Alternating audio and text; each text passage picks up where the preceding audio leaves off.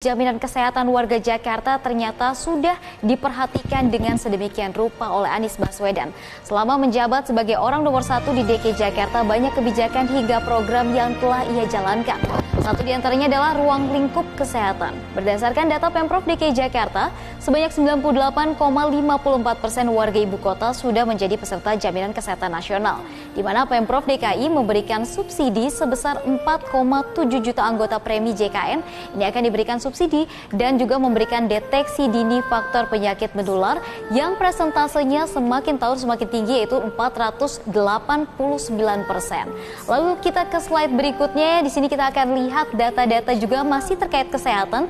Selain dari Dinkes DKI Jakarta, ini juga memberikan 4 layanan gratis jaminan kesehatan tambahan, diantaranya jaminan darah bebas HIV dan juga hepatitis, kemudian jaminan layanan ambulans gawat darurat, jaminan layanan kesehatan korban kekerasan, dan juga terakhir jaminan pemeriksaan kesehatan untuk tokoh agama, pengemudi jaklingko, dan juga orang yang membutuhkan. Kita lihat atau beranjak ke ruang lingkup pendidikan di sini. Di bawah kepemimpinan Anies Baswedan, akses pendidikan di DKI Jakarta atau di ibu kota ini dibuat merata, di mana kartu pintar atau Jakarta Pintar Plus telah menyasar 800.000 peserta didik dengan jumlah uang bantuan yang diberikan sebesar 200 sampai 450.000 per siswa per bulannya. Data pun menunjukkan 100% penerima KJP Plus terdaftar sebagai peserta didik, sehingga dana yang disalurkan sudah tepat sasaran. Lalu Pemprov DKI Jakarta juga punya program Kartu Jakarta Mahasiswa Unggul yang dapat diakses di 105 PTN di seluruh Indonesia dan juga di 14 perguruan tinggi swasta di DKI Jakarta. DKI Jakarta juga membangun 10 SMK dengan taraf dan juga peralatan penunjang atau pendukung yang maksimal. Serta yang teranyar adalah pembangunan 4 Net Zero School yang baru kemarin diresmikan oleh Gubernur Anies Baswedan.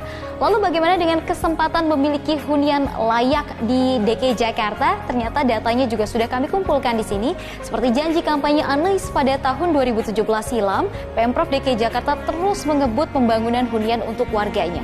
Pertama, Rusunawa dibangun di 12 lokasi dengan total 7.421 unit dan 33 tower. Kemudian ada hunian terjangkau Transit Oriented Development atau TOD, 359 unit alas padu atau rumah sewa berbentuk kos-kosan. Kemudian juga ada 300 rumah padu atau hunian tetap kepemilikan. Kemudian ada penataan di 5 lokasi kampung susun sebanyak 472 unit. Dan terakhir hunian vertikal DP 0 rupiah berjumlah 6 tower atau sama dengan 2.332 unit. Lalu yang tidak kalah penting dari seluruh program yang sudah dijalankan oleh Anies Baswedan adalah tingkat ketahanan pangan di DKI Jakarta. Ternyata sejak tahun 2017 hingga 2021, Pemprov DKI Jakarta mencatat angka positif tingkat ketahanan pangan atau selalu berada di indeks sangat tahan atau berada di angka 80 poin ke atas. Pemprov pun memberikan subsidi ketahanan pangan yang tidak sedikit. Jika di tahun 2017 sebesar 190 miliar rupiah, maka di tahun 2022 angkanya mencapai 1,1 triliun rupiah dengan target 4,6 juta penerimanya khususnya di DKI Jakarta. Nah, sebagian kota metropolitan yang tengah bertransformasi menjadi kota untuk masa depan, integrasi transportasi di DKI Jakarta ini juga menjadi perhatian. Pemprov pada warga ibu kota ini menggunakan moda transportasi umum pun terus didorong, terbukti pada peningkatan jumlah penumpang harian. Di tahun 2017 sebesar 489.000 lebih, kemudian di tahun 2019 ada 1 juta lebih penumpang harian. Kemudian bisa dilihat juga untuk penumpang tahunan dalam kurun waktu 3 tahun terakhir, yaitu di tahun 2015 sebanyak 102 juta penumpang dan juga di tahun 2019 288 juta penumpang.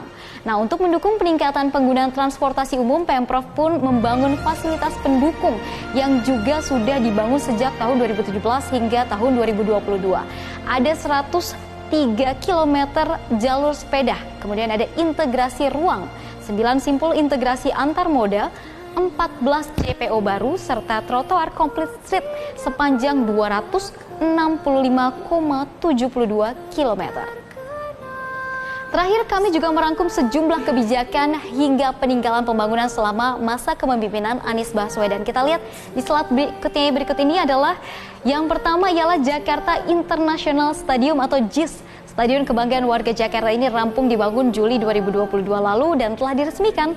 Kemudian ada ajang Formula E, ajang balap mobil listrik pertama di Indonesia, dan Jakarta ini menjadi tuan rumahnya. Ada juga kemudian aplikasi Jakarta Kini atau Jaki yang dirilis pada tahun 2019, menjadi aplikasi yang juga memperoleh banyak penghargaan karena inovasi yang dikeluarkan oleh Pemprov.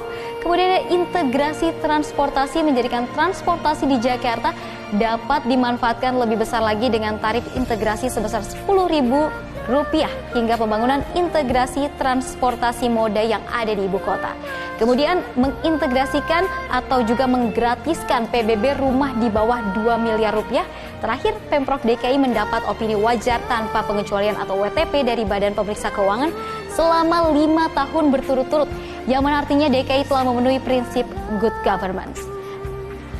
Nah, pencapaian Anies Baswedan selama 5 tahun kebelakang menjadi hal penting sebagai bentuk pertanggungjawaban dan juga selama memimpin DKI Jakarta. Tentu kita berharap apa yang sudah dikerjakan Anies hingga saat ini dapat berlanjut dan membuat Jakarta semakin lebih baik lagi.